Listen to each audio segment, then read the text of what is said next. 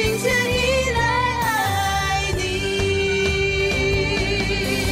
我哪都不想。各位弟兄姐妹平安。今天是星期三的晚上，星期三就要来参加什么？参加祷告会。愿我们越祷告越有力量，越祷告越有盼望。现在要邀请大家一起站立，我们一起来赞美神，我们一起来领受属天的恩膏。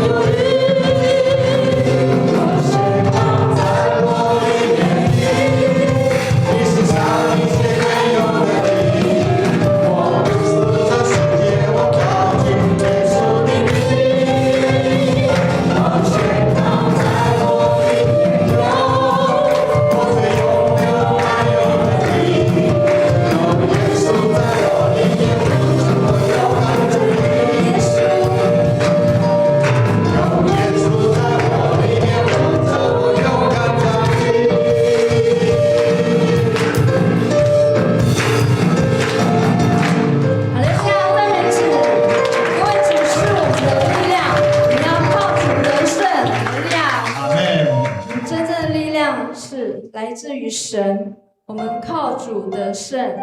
我们在他里面可以刚强站立，因为主永远成为我们的保护。我们前面的道路有主的带领，这是不变的应许，只要信靠他，这一生都是祝福。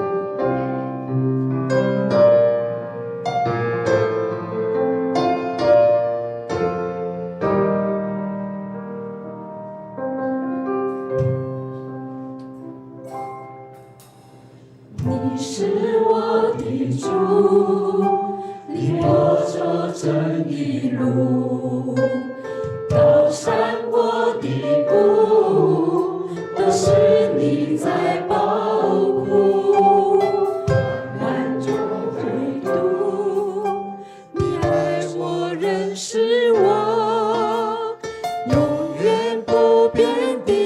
许，这一生都是祝福。一步又一步，这是恩典之路。你爱，你手，让我紧紧抓住。一步又一步，这是盼望之路。你爱，你手，领我走这人生路。感谢主。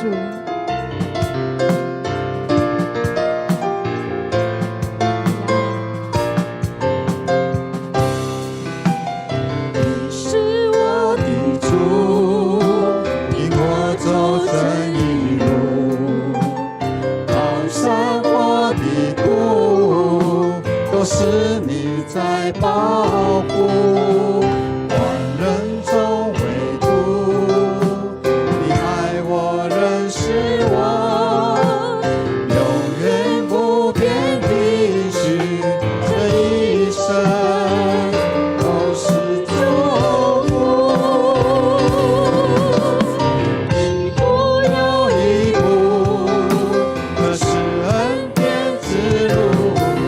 你爱，你手，让我紧紧抓住。一步又一步，这是盼望之路。你爱，你手，牵我走这人生路。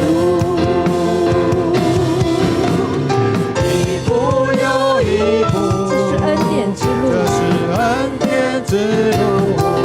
你爱，你手，让我紧紧抓住。一步又一步，盼望之路，这是盼望之路。你爱，你手，牵我走这人生路。你爱，你手，牵我走这人生路。我们一起来祷告。亲爱的主耶稣，是的，在人生的道路上，每一步都不是靠自己，而是被你的爱牵引，被你的手扶持。我们每一个人都是你的宝贝，你的爱是如此的长阔高深。我们要放下老我，谦卑顺服你，献上感恩。这样祷告是奉靠主耶稣基督的名求，Amen。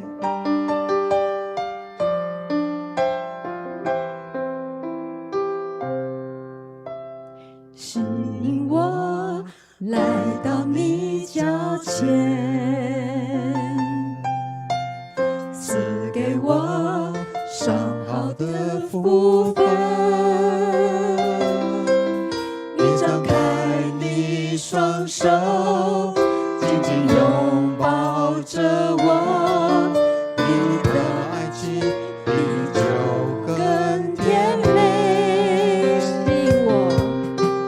吸引我来到你脚前，赐给我上好的福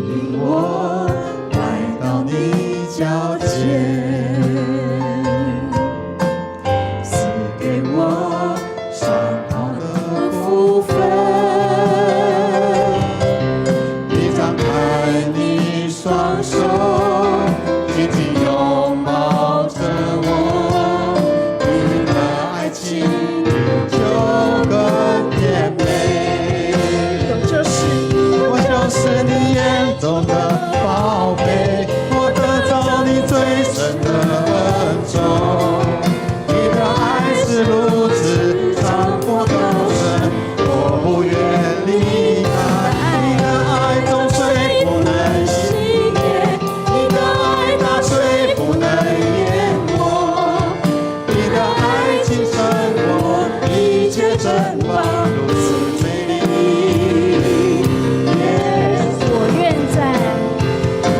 我愿在你心上如印记，我愿在你背上如戳记，我要一生一世在你殿中歌颂你美丽。我愿放下一切的权利，用我决心谦卑顺服你，向你献上我最纯的赞美，用我全心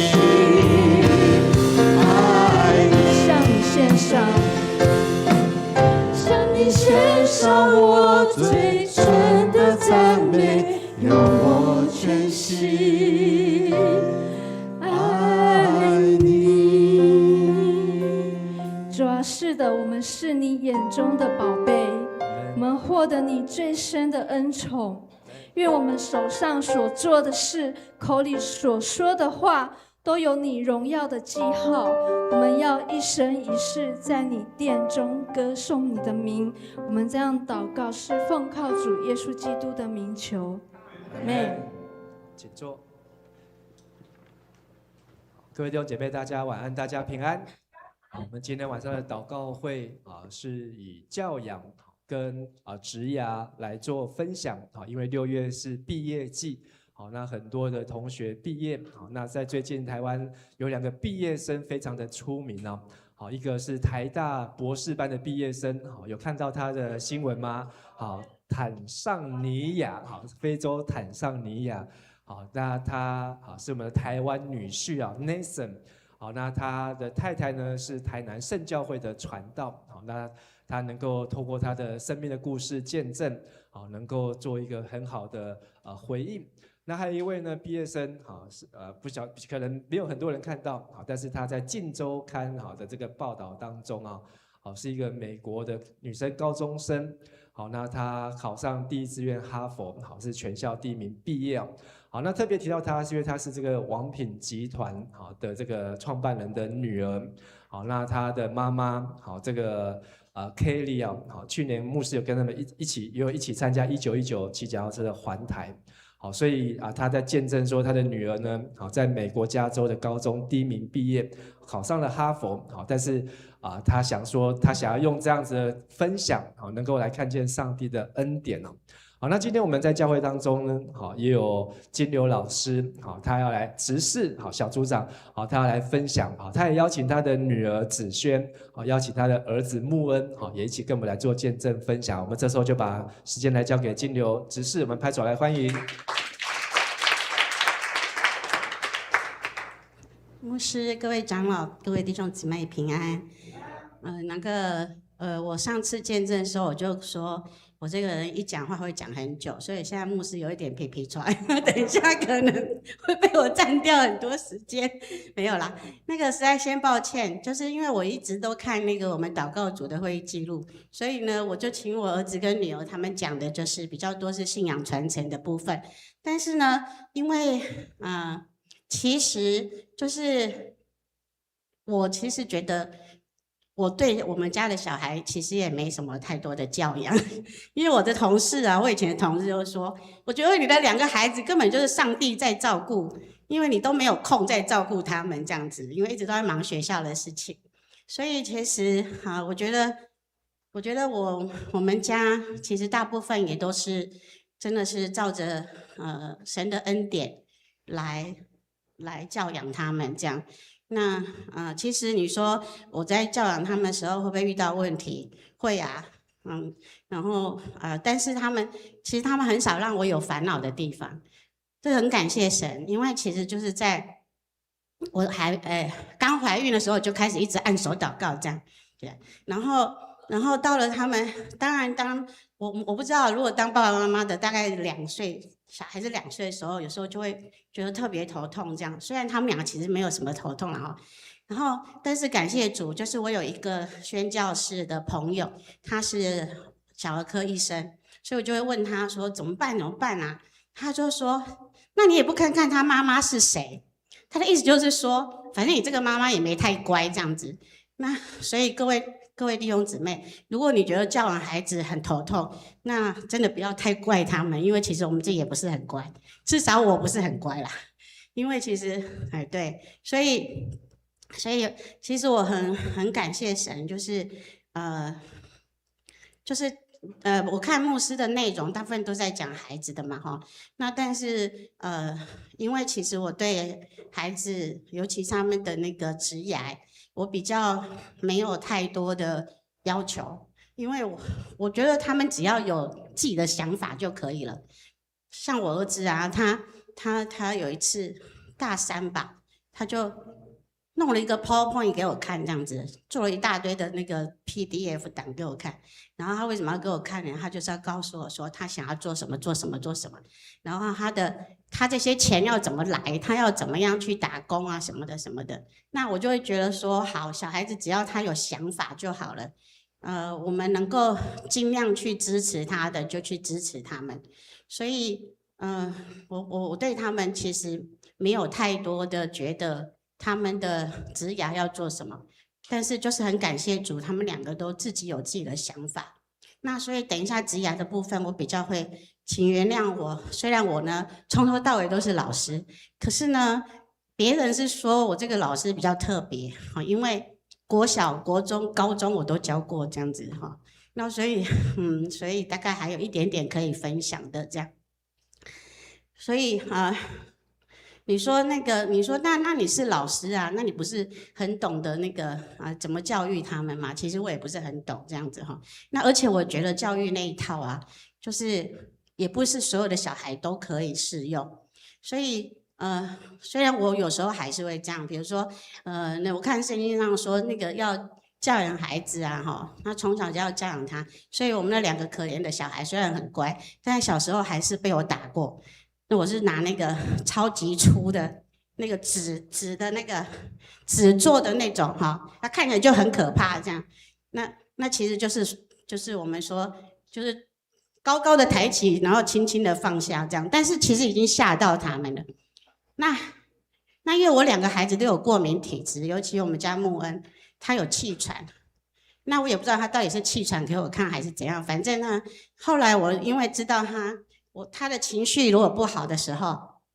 他就会容易引发气喘。从此以后，我那个粗的那个纸做的那个我就收起来了，这样。反正后来我们家那2个说，反正你声音超大声的，你很大声我们就已经很害怕了，所以也不用太处罚他们这样。所以就是很感谢神，就是我觉得我大部分真的是神的恩典，然后因为有很多人。就是我认识的一些宣教士啊、牧师、长老，他们就会，我如果有问题，我就问他们，然后他们就会帮我祷告。然后呢，他们觉得他们祷告不够，他们就会叫我祷告，所以他们就会传一大堆那个祷告的内容给我。所以我每一天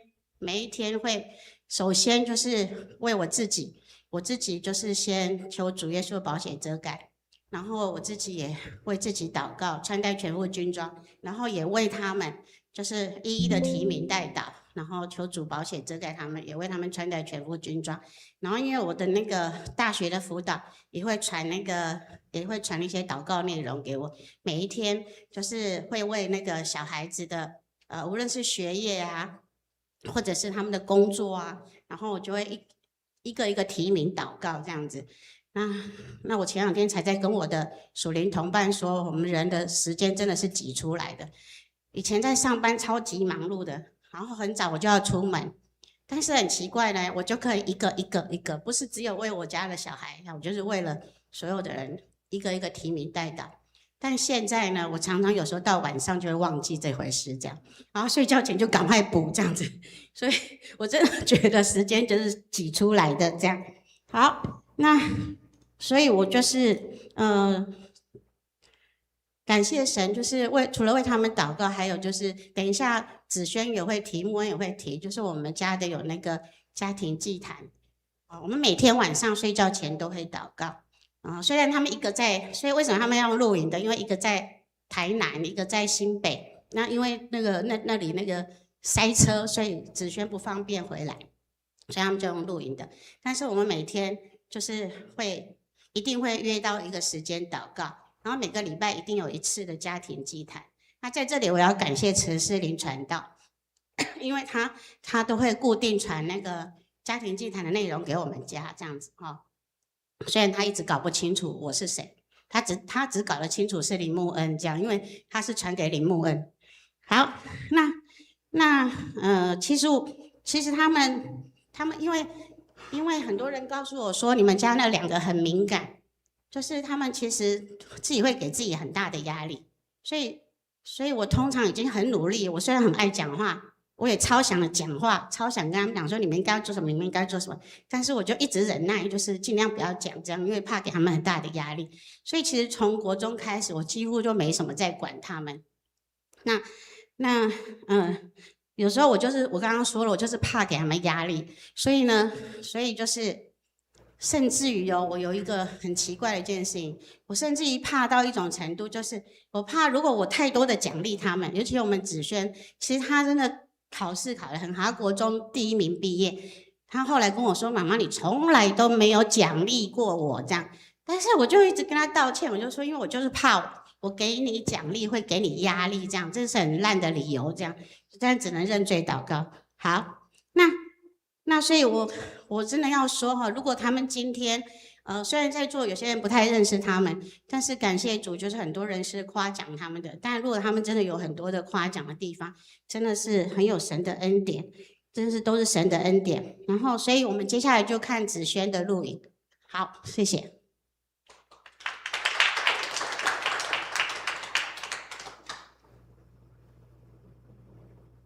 好，大家好，我是芷萱，然后我是金柳跟耀宗的女儿，然后我今天要讲的是我们家信仰传承的部分。那我觉得第一个，我觉得比较特别的是那个每个礼拜去教会的这件事情。虽然可能对就是在教会长大的小孩来说比较没什么，但是我觉得最特别的是我们家就是连考试前1个礼拜，就是只要不是考试当天，其实都会去教会。对，然后我觉得这件事对我来说影响很大的，就是因为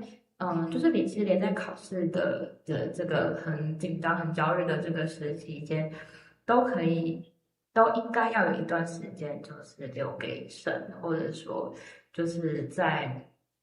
有一段时间去沉淀自己，然后把这样的焦虑就是交给神。这件事情对我来说是很重要的一个学习。对，就是让我在之后不管遇到什么事情，其实我都会知道说好，就是不管这礼拜我有多忙，我有多少事情要做，我有多重要的考试要考，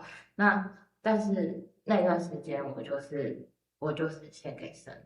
然后而且我觉得是在那个当中，我是真的可以得到平安的，因为很多事情其实是我们没有办法控制的，那我们会一直焦虑那些我们没有办法控制的事情，那这些事情。我觉得基督徒很重要的优势就是我们可以把这件事情就是交给神，对，把这些焦虑都交给神。然后，所以这是我觉得就是爸爸妈妈的那个的传承中，就是让我学到的东西。然后第二个很重要的就是我们家大家都会觉得很酷，就是每一天晚上都会睡前祷告，还有每个礼拜都会做家庭礼拜的。家庭祭坛的这件事，就我觉得它就是会让我就是习惯说，就是每天一定要做一件事情是跟神有关的，对，不管是就是睡前祷告，还是就是每天读经的这件事情，就对我来说，它就会成为一个习惯。那这个习惯就会让我不管是之后遇到什么样的事情，那我就会习惯要有神的同在，然后习惯去就是做跟神有关的事情，这样。然后，而且我觉得也是一个让彼此就是家庭的成员中彼此就是可以就是因为你就是有那个时间嘛，那个时间就是在真的心情不好的时候，你就可以把一些事情就是在那个时间讲出来，然后让其他家人可以知道，然后就可以互相带到这样。好，然后当然就是有时候还是会觉得，就在真的很忙，或者是就是上大学那段时间，就会觉得，有时候还是会觉得，就是啊，为什么每个礼拜都一定要做这种事情？就是这种时间一定会有，但是当你在真的遇到低潮的时候，你会反而觉得这件事情是很重要的。对，但我觉得就是如果是其他爸爸妈妈的话，就是如果小朋友就是有遇到这样的情况，就觉得啊，为什么一定要做这件事情？其实也真的没有关系，就他们未来就会知道，但是也不用太强迫，在那个当下强迫他们的话，反而会造成反效果。然后再来就是，我最后我觉得是，就是爸爸妈妈好像都会觉得说，就自己会不会哪里做的不够好，然后大家都会说要成为小孩的榜样嘛。但是我自己会觉得，就是真的不可能做到最好，就是大家都不是神，不是耶稣，就是怎么可能做到完美？但是我觉得我可以感受到的是，爸爸妈妈对我们的爱，还有就是他们在信仰中的期待，就是希望我们可以一直去就是依靠这个信仰，依靠这个神。对，所以我会感受得到这件事情。那我觉得这样其实就够了。就是已经就是我真的觉得大家或者是爸爸妈妈们就是尽力就好，然后剩下的就是交给神就好了，因为这才是我觉得信仰中最重要的，就是传承上面的一件事情。对，好 ，OK， 就是这样子。好，谢谢，请放下一个那个好。以色列啊，你要听耶和华我们的神是独一的主，你要尽心尽性尽力爱耶和华你的神。我今日所吩咐你的话都要记在心上，也要殷勤教导你的儿女，无论你坐在家里，行在路上，躺下起来，都要谈论。申命记6章4到7节。然后下一页，人心筹算自己的道路，为耶和华指引他的脚步。箴言9节。好，那我要讲快一点，因为有点那个，就是我的那个职业，其实啊，我是老师，但是其实我大三信主，然后我今天在我们小组还说我埋一个伏笔。我其实大三信主才喜欢读书这件事情，我才知道读书到底有什么用这样子。好，那之前都是为了考试这样。然后总之反正大三以后我就超级忙，然后所以我们就很忙，我又要当团契主席，然后又要当社团，我们大学有3个很大的社团，那我就其中一个社长，所以超级忙。可是我又很喜欢去图书馆待一整天，然后但是也是大1大2都没什么读书，所以就会变成就是功课就不好。那所以呢，我感谢主，我们那个时候像子轩现在就是要一直考试这样。那我们那时候是直接分发，然后我们那3个社团的社长，另外2个都分到外岛去了，然后我就唯一还在本岛的，但是呢，其实成绩也不是很好。然后结果分发的时候啊，我就问人家，我们就要填志愿嘛，就问他们说，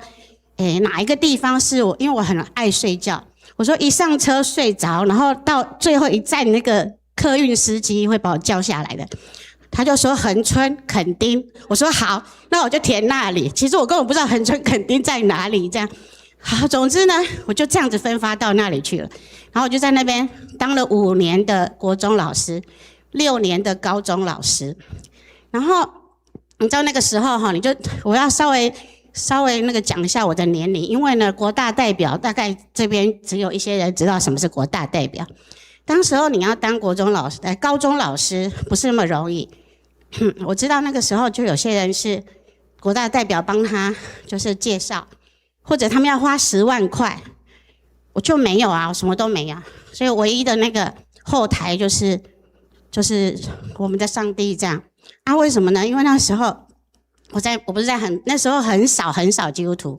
教会里面大概不是说错了，很少年轻的基督徒，那个时候我还年轻，这样大概只有2个，然后所以我又忙着带团契，然后又要忙着忙着在教会主持敬拜啊什么的，这样我们主持圣诞节，然后放学下课，我又跑到很乡下的地方讲圣经故事给小朋友听，所以超级忙，然后忙到很累，我就跟上帝说，这样下去我会昏倒。这样我说，那我可不可以去高中当老师，然后把高中团契的这些弟兄姐妹带过来去带国中的小朋友，这样就这样一个想法然后上帝就当了我的后台，我就跑到高中去了。然后到了高中，我们那个国中的老同事啊就说，你要不要考主任？然后我就说好啊，就考，然后就第一年就考上，所以也是很感谢神。然后考上主任以后呢，我预留了一个伏笔，因为我就想说，或许以后可以当校长。那我们规定就是你要当3年的主任才可以考校长。然后所以我就当了3年，然后我就不当了这样。然后但是感谢主，就是有一个很特别的地方，就是我会成为历史以来最年轻的辅导团员，教育部的辅导团员，就是要去到各个学校去辅导别的学校的老师这样，然后还到教育部跟中部办公室跟那些教育部的官员开会这样。好，然后我为什么又到国小去嘞？然后人家就说是不是国中高中很难教？确实很难教，我还要看着一堆那个拿着那个什么刀，武士刀还什么的，他们要去打架，去拼命。不过因为他们看到我，他们就赶快藏起来。其实他们本来不理我，但是我不知道为什么，他们可能知道我还蛮爱他们的，所以他们就藏起来这样。好，总之我那时候就想说，我们那边的孩子虽然人家都说很坏，但我觉得他们是因为从小可能小学教育，对不起，我要说那个时候他们的小学教育可能没有做得很好，所以我那时候就有一个意念说，我如果能够从基础教育、小学教育开始教，那不就很好吗？所以呢，正好我又嫁给耀中。我们同事说你不要离开，你就留在恒春。但我就想说，反正我到哪里都可以活得很好的那种，所以我就想说，那我还是到台北去好了。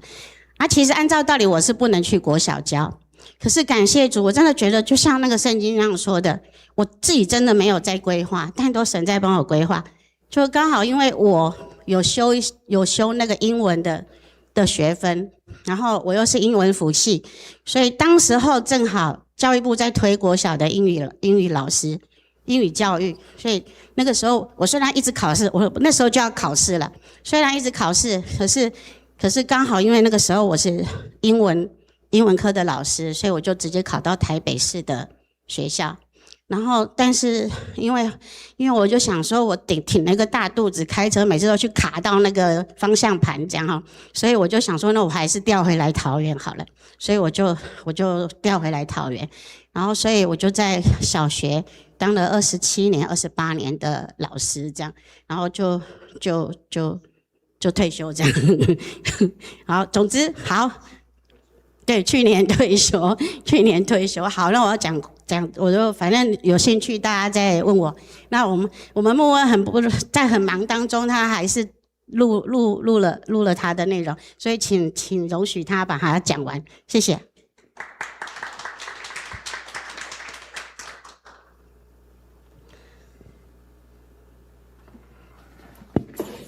嗨，我是牧恩，今天就是要来分享一些关于我们家庭信仰传承的事情。那我是耀中还有金柳的儿子。好，那首先呢，是我们家是基督教家庭，所以我们从小就有一个习惯，是固定周日会一起去做礼拜。那虽然我觉得这可能对于很多基督教家庭来说是一件很基础的事情，但是我觉得它虽然是基础，但是反而是最重要的。因为每周日去做礼拜这件事情，在给小孩的感觉，也就是给我们的感觉，就是信仰它存在在我们的日常当中，它已经变成我们的一个日常习惯了。那这样的影响可能就会是，当我们今天遇到一些好的事、不好的事，我们都会想到说神是陪着我们来经历这些的。好，然后在第二个，我们家比较酷的是，我们每天晚上都会一起做祷告。那这个祷告呢，就可能是为了亲朋好友啊、家人啊、亲戚啊，去做一个代祷，然后或者是感谢。那我觉得每天晚上能够来做这件事情呢，就是除了可以定期的跟神建立起关系，也可以同时跟家人建立起关系，因为我们就是每天晚上会通电话嘛，然后就可以偶尔互相问候一下，说最近有没有发生什么事情。所以其实就算可能我人去外地读书啊，然后也不会丧失我们彼此的联系。好，然后再来刚讲的就是可能是过去我们有怎样子的信仰的做法嘛。那近几年的话，就是也是跟教会有关啊，他教会有做一个家庭祭坛，那我们就是一样是每周会有一个时间来一起讨论这些经节跟分享问题。好，那我觉得这件事情也是很好的一件事情，因为可能我们小孩也都长大嘛，就可以分享一些关于信仰的想法、信仰的疑问，然后在过程当中也是真的有获得很多原来我家人是这样想啊，原来我们可以这样想的答案。然后关于我们家庭传承信仰的部分，可能就是到这边。那接下来就是想跟可能看到这个影片的其他基督教家庭的家长讲几句话，就是我相信很多小孩一定听到说每周日要去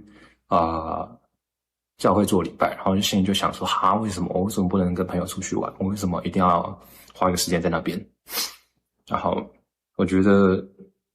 当然一开始可能会有很大的反弹啦，但我们就是还是可以尽量的去带小孩去让信仰能够固定的在生活中出现就尽量的还是来教会。那可能他长大之后就会知道说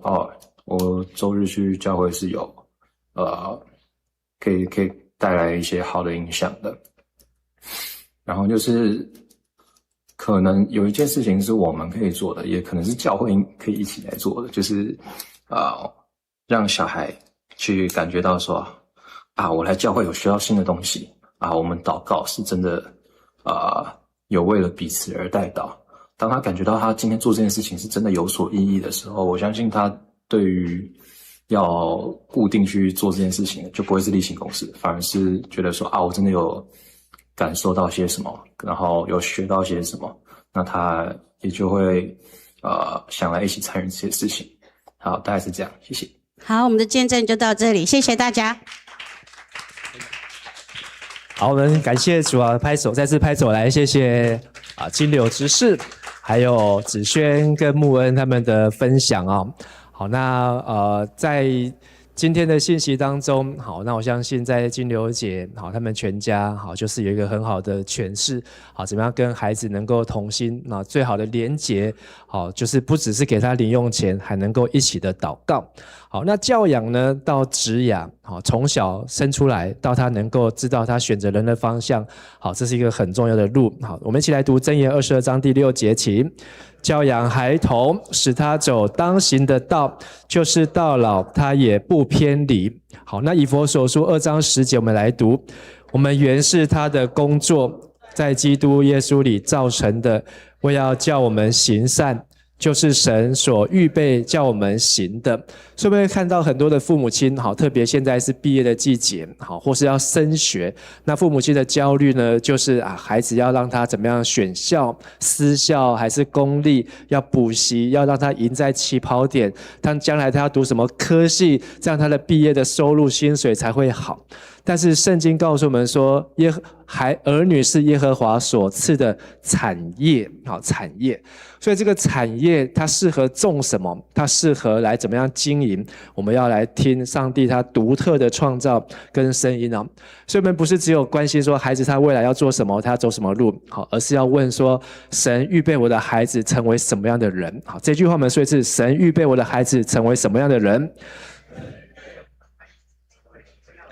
好，我们要去做父母的，要去思想，好，而不是说把自己的想法、把世界的价值观通通都丢在孩子身上。所以圣经说要教养孩童，使他走当行的道。但是我们很多时候都让孩子走他自己想要走的路，好，这两个路会不会一样？当行的道就是上帝希望他走的路，但是他自己想走的路，他可能是受到他的同学、朋友、环境所影响。所以我们要怎么样能够让孩子走当行的道？好，有2个原则。第一个就是接纳孩子的独特，我们说一次。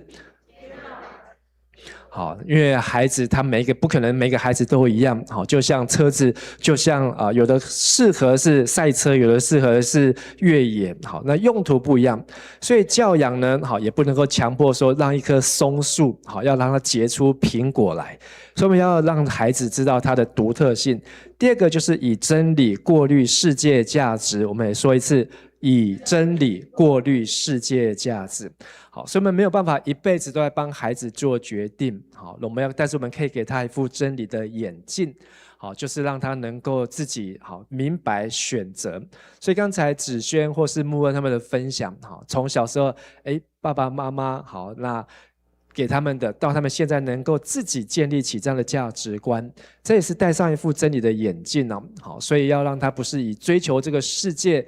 吃什么喝什么穿什么，而是要能够像马太福音所说的，先求神的国和神的义，反而先把最重要的能够追求，那这一切东西都要加给他们哦。所以我们的孩子们好，要怎么样有一个灵性品格的塑造，比他的现在的学业更重要。他能不能建立好能够一个敬畏耶和华的心，就是有智慧的开端，比他现在怎么样拿到多少的成绩，考上什么样的学校呢，更加的重要。好，那最后有2个 C， 好，这2个 C 呢，好，一个是 career， 一个是 calling。career 就是职业，好，但是呢，还有一个 C 也是代表着呼召。以弗所书刚才我们念的，好，就是神要我们在它里面都是神的工作，神要我们能够行善，好，预备行善。所以 career 好，小孩子好，他们现在有的国中考完会考，好，那现在大学生考完学测，有的要准备考研究所，他们不是要填写一张志愿卡，或是他们要陪孩子说你要选择什么样的学校。好，最近我们也常常在陪我们家自己的老三小女儿她要升高中，好，大女儿要升大学，陪伴他们在升学这段过程呢，真的是很多家长的焦虑啊。我们去听不同学校的这个家长的座谈会，哇，那个座谈会呢，好，只有要录取25个学生，来了200个家长，好，那这么多的人，好，每个都在为他的孩子子女在做打算。好，但是呢 career 呢，好，告诉我们说，我们要从利己到利他。利己是什么呢？好，就是世界的声音。哎呀，你要将来读什么科系，毕业最好赚最多的钱，好，是不是这样？好，这是世界的价值观。好，你就要去塔下面好好，好，将来你的薪水才会管。但是上帝国的职业规划是什么呢？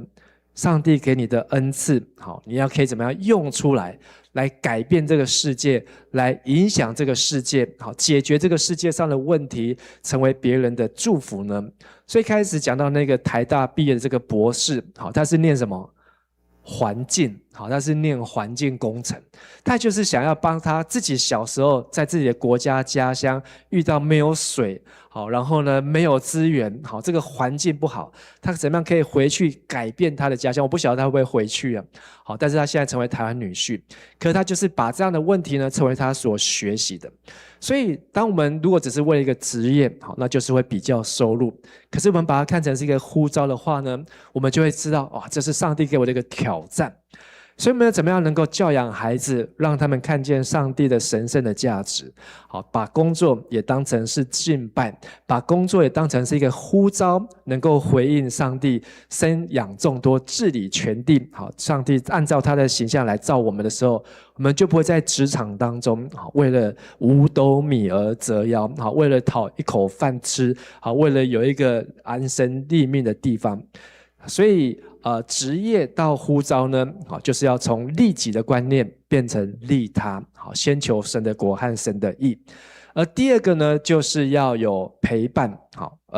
而非支配啊，好，就是我们要去陪伴孩子，好，走这一段的路。好，刚才看到耀宗兄还有金流姐，他们分享每一天陪伴孩子好的这种精神毅力，好，佩不佩服？好，你的有多少的爸爸妈妈，你的爸爸妈妈会这样陪伴你祷告的，跟你一起家庭祭坛的多不多？不多。好，可是有这样子的陪伴，好，而不是要告诉他。我相信这是一个父母亲的角色呢，好，是一个 coach， 好，就是一个教练，是一个 watcher， 好，是一个守望者，为孩子好来看到好他们怎么样能够陪他们经过人生的路，好，而不是在 control， 不是在操控决定他们的人生哦。所以允许孩子能够在安全的范围当中，好，他们能够失败，好，他们愿意学习被调整，好像最近子轩在忙着要考教师，好，教甄，好，非常的不容易，好，他准备的考了第一次啊，问他考得怎么样，他说啊没有考上，好，那他接下来还要再继续再考，好，那但是可以看得出来说，虽然他面对这样子的困难挑战，好，可是呢，好，他还是能够把他自己的时间，好，自己的事情、教会的事情、学校的事情，好，都能够做很好的分配。好，那他也成为今年我们夏令营的这个召集人，好，要来筹划很多夏令营好的大大小小的事情啊。好，但是他自己要准备他的教甄的考试。好，那他还要自己是新店高中的老师，好，他要一人身兼数职，好，然后晚上还要跟爸爸妈妈一起的祷告，我也很佩服他，不过呢，好，就是陪伴，好，而不是在 control， 好，能够让孩子在每个十字路口，好，带领他们到神的面前来做祷告，那就把剩下怎样交给神哦，好，所以父母亲好，相对的好也会减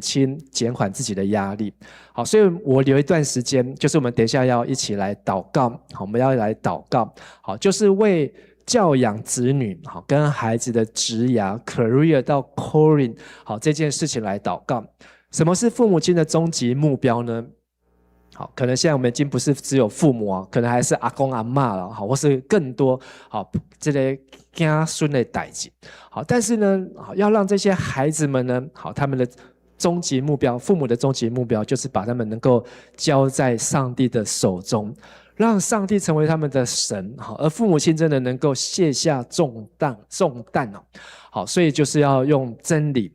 用爱。陪伴他们来规划他们的人生，好，那这样父母亲呢就能够好走这一条人生的道路，好，就能够接受上帝的引导。接下来我们要用这首诗歌来回应，好，那我们要在这首诗歌回应当中，我们要一起来祷告，好，为我们的子女来祷告，为父母亲来祷告，好，也为我们的下一代来祷告，好，愿上帝能够带领我们，好，能够成为祷告的殿，我们的身体就是上帝圣灵，就是圣灵的殿，也是祷告的殿，让我们的家庭成为一个祷告的家庭。那么每一次家人在一起的时候，能够有更多的时间一起来到上帝的面前，好，让爸爸能够成为亚伯拉罕信心之父，让妈妈能够成为撒拉信心之母、多国之母，能够为他的子女、为他的孙子孙女，能够付上更多的祷告的代价。我们一起来用这首诗歌来回应。我献上我生命，请大家从座位上站立起来。我来到你圣洁之地，献上我的生命，成为馨香火祭。用新生命充满我心，渴望馨香高降临，在你心意恳切祷告，清楚听你声音，使我成为祷告的殿，为家庭、为子女祷告的殿，成为祷告殿，圣洁祷告的殿，让各方各族都聚集，来敬拜寻求你，使我成为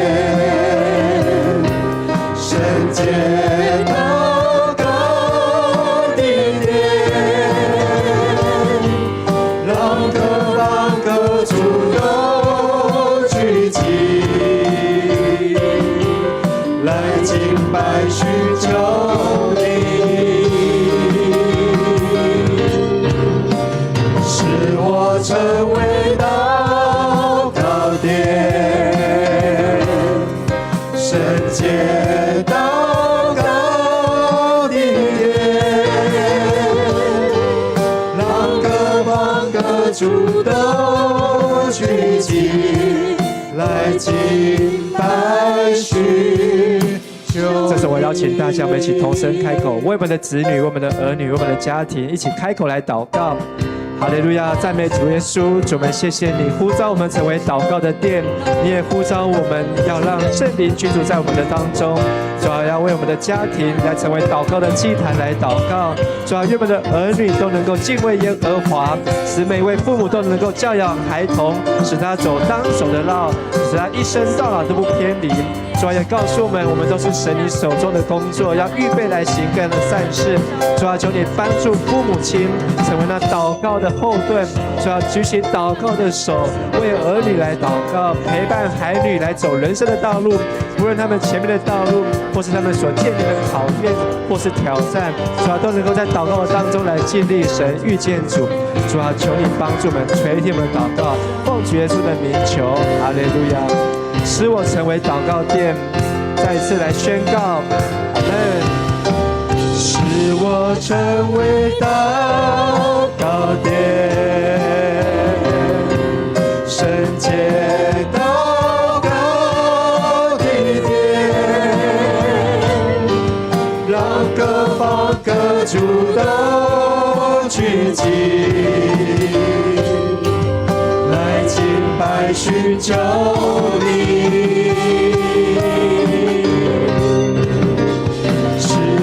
成为祷告殿，圣洁祷告的殿，让各方各族都聚集来敬拜寻求你。各位弟兄姐妹，请坐。我们这时候要继续来为这几件事情来祷告。首先，我们要为父母亲来祷告，让父母的心不要忧虑，不要焦虑。特别当孩子要选择升学，或是要就业，或是要选择他的科系，圣经告诉我们说，不要为明天忧虑，因为明天自有明天的忧虑。我们要这时候一起同声来为每个父母亲、教会的父母或是年轻的父母，为他们来祷告，让他们能够把所有的忧虑都能够释放，求圣灵来帮助他们，让他们能够在神的当中能够平静安稳，能够知道做父母亲最重要的工作就是把儿女带到神的面前。我们一起同声开口来祷告。这段祷告邀请翠莲长老带我们来祷告。亲爱的天父上帝，我们感谢赞美你，因为你知道每一位父母亲的不容易，你也知道父母亲的忧虑焦虑。主啊，你告诉我们不要为明天忧虑，不要担忧吃什么喝什么穿什么。主啊，求你帮助每一位父母都能够在你的面前平静安稳，帮助每一位父母亲，主啊，都能够用祷告来寻求神，带领自己的儿子、女儿、家人们能够建立祷告的祭坛、家庭的祭坛，主啊，能够完完全全的到上帝的面前经历上帝神。主啊，你知道我们一切所需要的，我们所不足的，你都必定要帮助。哈利路亚，赞美神。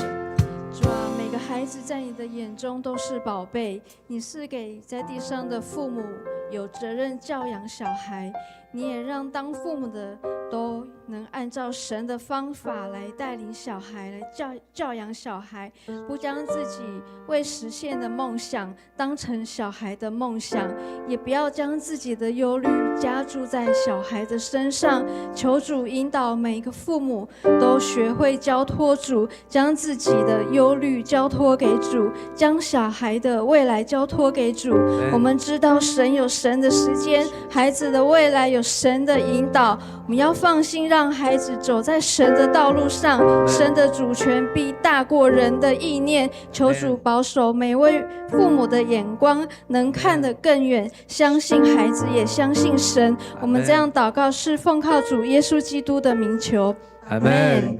第二，我们要为子女来祷告，求上帝来带领他们在真理上面能够建立品格还有价值观。诗篇告诉119篇，我们一起来读：少年人用什么洁净他的行为呢？是要遵行你的话。我们要求神来在孩子们的心中动工，特别是今年要毕业的、要升学的、要求职的、要考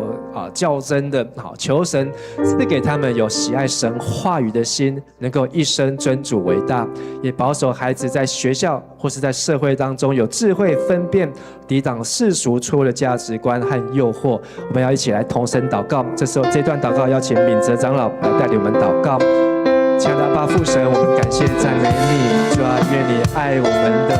孩子，主啊，也求你帮助孩子们，让他们能够有真理建立在他们的心中，有根有基，让耶稣基督成为他们的王，成为他们的主，主啊，使他们能够喜爱真理，能够拒绝诱惑，让他们在学校当中，在社会当中，主啊，能够来分辨清楚神你的声音，神你所喜悦的道路，主啊，求你保守他们脱离少年人的私欲，主啊，使他们能够与那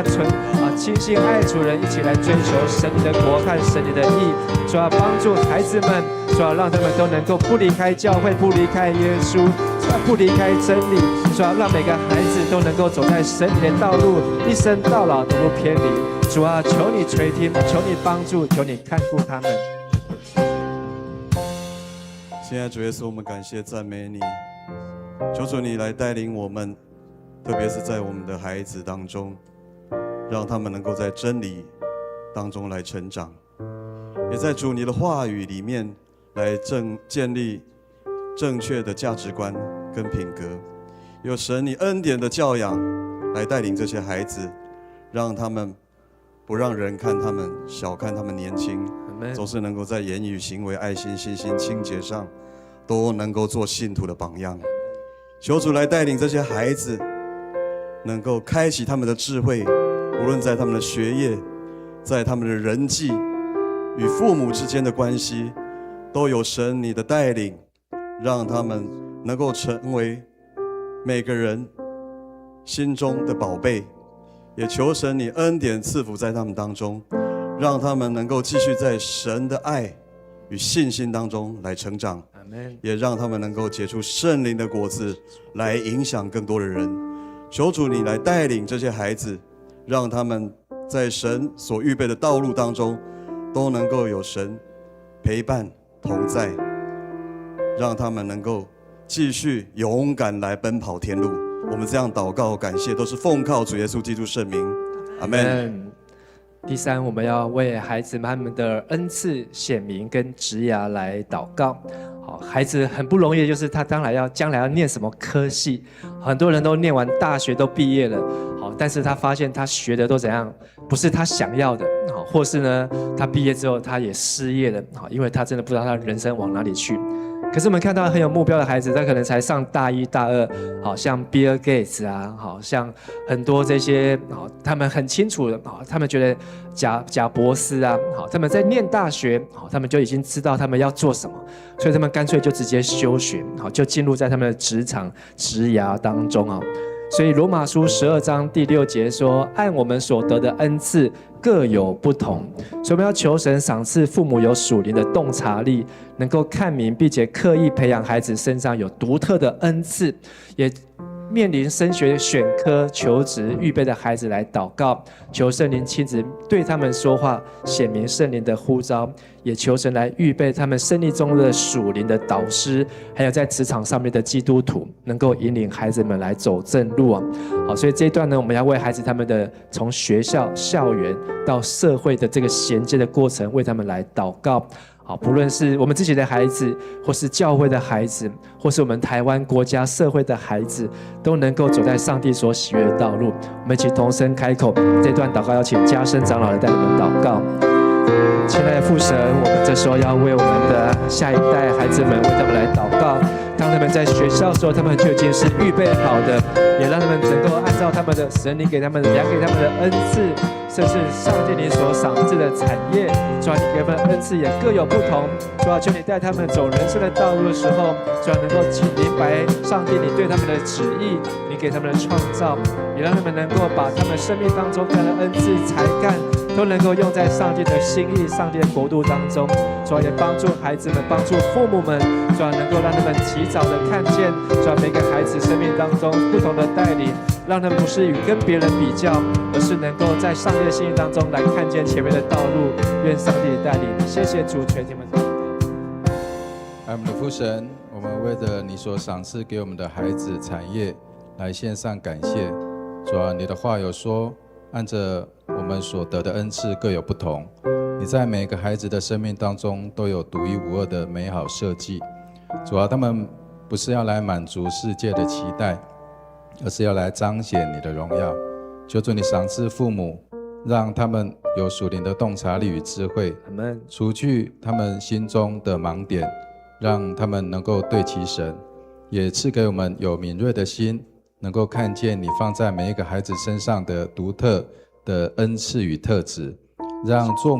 父母的不仅能够培育小孩，能够带领他们进入教会，走在正直的道路当中，也为着正面临升学选科求职预备的孩子们来迫切祷告，让他们面对十字路口的时候，让他们不迷惘，让他们没有压力，让他们能够靠主来得胜。求圣灵亲自来对他们的心说话，向他们显明你的心意与你的呼召。求主你赐给他们有智慧，能够懂得如何来分辨你的声音，也当他们进入他们的社会职涯的时候，也能够有属灵的导师来带领他们。求主你做他们最强健的盾牌，当孩子他们走进职场的时候，求主你为他们预备好的导师、好的长辈来带领他们，让他们能够一生走在神你的道路当中，一生都不偏离。我们将我们的父母、我们的小孩全然交托，仰望在神你的手中，求主你祝福带领。我们这样感谢祷告，奉靠主耶稣基督的圣名求，阿们。最后一个祷告，我们要来为同心合意的宣告跟祝福啊！我们一起来读约书亚记24章的15节。至于我和我家，我们必定侍奉耶和华。再一次，至于我和我家，我们必定侍奉耶和华。今天晚上我们听到一个非常美好的见证，好，能够父母亲手牵手，好，然后我们能够跟孩子一起来宣告，我们的全家要一生侍奉耶和华。好，那我们也要求上帝把他的荣耀，好，能够透过下一代，让他们能够在各行各业当中都能够彰显出来。我们一起同声开口，好，为每个家庭来祷告。最后这段祷告，邀请集会长老来带你们祷告。我们一起同声开口来祷告。亲爱的阿爸父神，我们谢谢你，因为你让我们看见约书亚所的宣告，我和我家都要侍奉耶和华。主要让每一个父母亲都能够带领儿女，能够来认识神、敬畏神、服侍神，都能够走在蒙神所祝福的道路上面。主要我们要来恳求你帮助每个家庭、每个父母、每个子女都能够建立家庭的合一的祭坛，主要能够将诗篇分别出来，主要也能够在你面前成为上帝所喜悦的家庭、蒙福的家庭，主要是一个蒙恩的家庭。主要求你兴起每一个家庭，主要都能够在你面前一代一代的来累积祝福，能够成为美好的见证，也能够在社会上成为光、成为盐，来彰显上帝的美好的作为。谢谢主垂听我们祷告，奉主耶稣的名求。亲爱的主，我们将社会各行各业，包括科技、医疗、教育、餐饮、商业以及传统产业，都交在你的手中。求你赐给各领域的经营者与从业人员有智慧、有远见，来面对这个大环境的挑战时，能够找出出路，保守各样的产业都能够健康的发展，不仅带动经济复苏，也能够提供人们安稳的生活，成为社会上的祝福。父神，我们特别为了下一代，特别是为了劳工朋友及基层的家庭来祷告，求你看顾他们的生计，保守他们在经济上不缺乏。若有面临失业及工作压力的百姓，求你也亲自成为他们的依靠，带领他们走出恐惧与绝望，赐下够用的恩典。愿你赐福每个家庭，在艰难中经历你的平安与供应。我们这样祷告，都是奉靠主耶稣的名。阿门。好，祷告的时间总是过得特别快哦。好，虽然我们时间有限，好，但是我们可以有更多的时间和我们的家人一起来祷告。好，那我们也非常谢谢金柳执事今天的分享，也谢谢子轩和穆恩哦。好，那么也为子轩他的考教甄祷告。好，也为穆恩那他现在在修成大的电机系资工系他要修2个系好，然后也为他能够顺利的完成来祷告。好，那也求上帝能够继续的祝福我们每一个孩子子女，特别是今年毕业升学们的这些孩子们，让他们都能够领受上帝的祝福。我们再次拍手来谢谢他们的见证分享，也为我们的孩子为他们来鼓励，为他们来加油。好，现在我们要一起站立。在祷告会结束之前呢，我们用这首歌来最后来赞美主。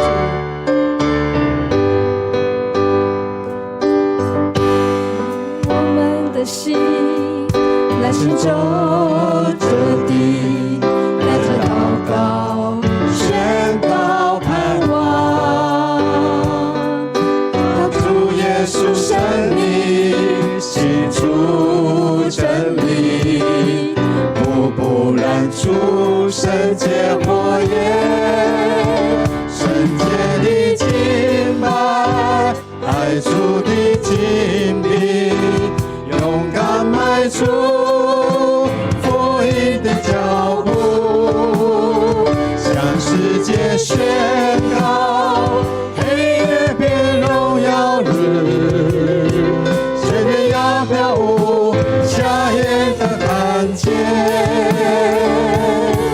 洁净这地土，复兴要来临。不畏惧黑暗权势，建立于救恩磐石，齐声响，全地宣告主的大